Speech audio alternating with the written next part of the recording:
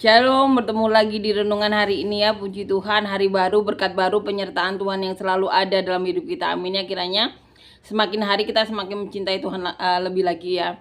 Semakin hari kita semakin tahu ya bahwa kita tuh cuma punya satu tujuan ya, ke surga, tidak ada yang lainnya ya. Jadi kita jangan pernah ya menyanyiakan ya hidup kita selama ada di dunia ya. Selama bisa melakukan kehendak Tuhan, lakukan saja, karena menyenangkan hati Tuhan yang di surga itu tugas kita. Amin ya. Sampai kita meninggalkan dunia ini ya, kita berkumpul di surga. Saksi-saksi mata mengenai keberadaan surga itu nyata ya. Salah satunya pernah ada di Indonesia, yaitu almarhum Pendeta Yesaya Pariaji. Amin ya. Jadi apabila kita saat ini hidupnya terasa jauh dari Tuhan, coba cek ya, saat ini kita melakukan apa yang menjadi kehendak Tuhan? Tidak. Saat ini kita berada di lingkungan yang sama-sama cinta Tuhan? Tidak.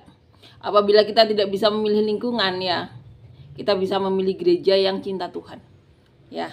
Selama waktu luang kita bisa berkumpul dengan orang-orang yang cinta Tuhan ya. Kita bekerja, kemudian berkumpul dengan orang-orang yang cinta Tuhan ya. Sekarang ada komsel, persekutuan atau apapun ya. Amin.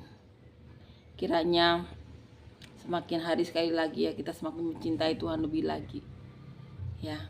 Keberadaan kita tuh hanya untuk menyenangkan hati Tuhan, melakukan kehendaknya, rayu hati Tuhan ya, sehingga kebaikan saja yang terjadi di muka bumi ya. Hal-hal baik, karena kalau kita menyenangkan hati Tuhan disenangkan ya, hadirat Tuhan akan memenuhi muka bumi ini, kebaikan yang terjadi. Amin ya. Mari kita sama-sama melakukan apa yang menjadi kehendak Tuhan saja, saling dukung, saling support ya. Kita akan lanjutkan membaca dan merenungkan ayat firman Tuhan, diambil di kitab 2 Samuel pasal yang ke-9 ya. Ayat 1 sampai ayat 13, judul perikopnya Daud dan Mephiboset. Berkatalah Daud, masih adakah orang yang tinggal dari keluarga Saul? Maka aku akan menunjukkan kasihku kepadanya oleh karena Yonatan. Adapun keluarga Saul mempunyai seorang hamba yang bernama Siba, yang dipanggil menghadap Daud. Lalu raja bertanya kepadanya, engkaukah Siba? Jawabnya, hamba tuanku. Kemudian berkatalah raja, tidak adakah lagi orang yang tinggal dari keluarga Saul? Aku hendak menunjukkan kepadanya kasih yang dari Allah. Lalu berkatalah Siba kepada raja, masih ada seorang anak laki-laki Yonatan yang cacat kakinya. Tanya raja kepadanya, di manakah ia? Jawab Siba kepada raja, dia ada di rumah Mahir bin Amiel di Lodebar. Sesudah itu Raja Daud menyuruh mengambil dia dari rumah Mahir bin Amiel dari Lodebar, dan Mephiboset bin Yonatan bin Saul masuk menghadap Daud. Ia sujud dan menyembah. Kata Daud, Mephiboset. Jawabnya, inilah hamba tuanku. Kemudian berkatalah Daud kepadanya, janganlah takut, sebab aku pasti akan menunjukkan kasihku kepadamu oleh karena Yonatan.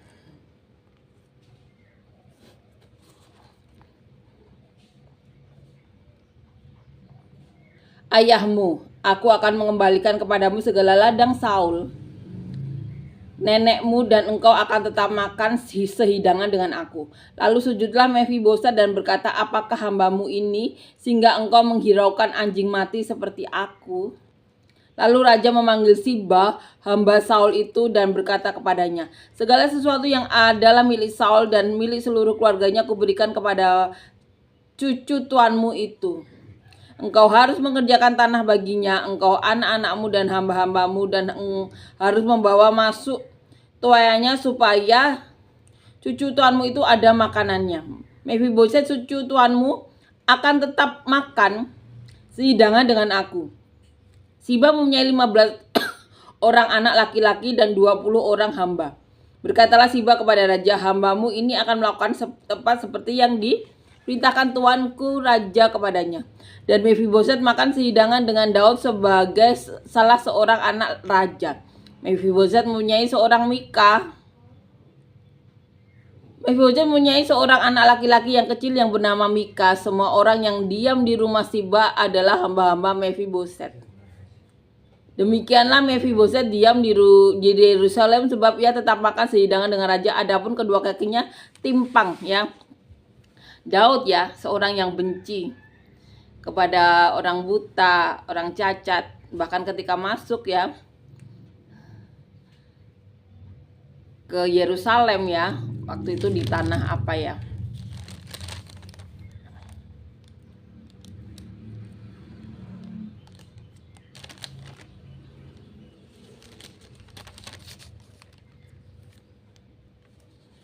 Jadi ketika itu kan Saul meninggal ya. Kemudian Daud ada masuk ke kota. Akhirnya dia sampai masuk lewat terowongan air ya, untuk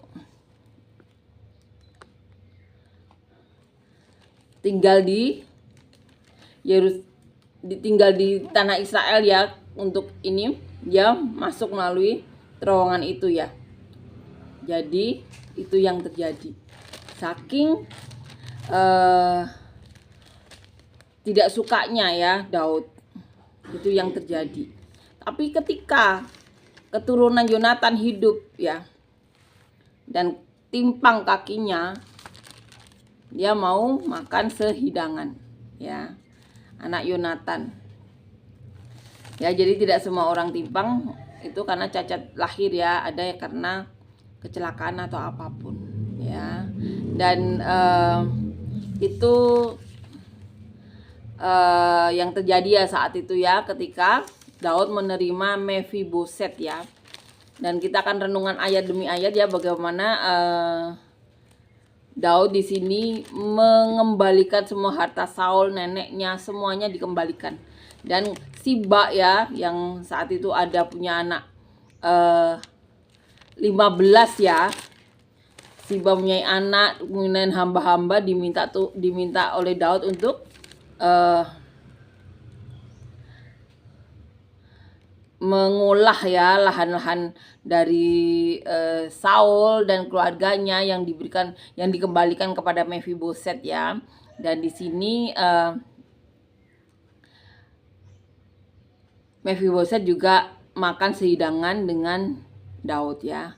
Itu bukti kasih Daud kepada Yonatan, bagaimana Yonatan dan Daud itu ada perjanjian darah ya. Ya, ketika Yonatan masih hidup, Yonatan mau keturunannya ada di sekitarnya Daud. Dan itu yang terjadi ya.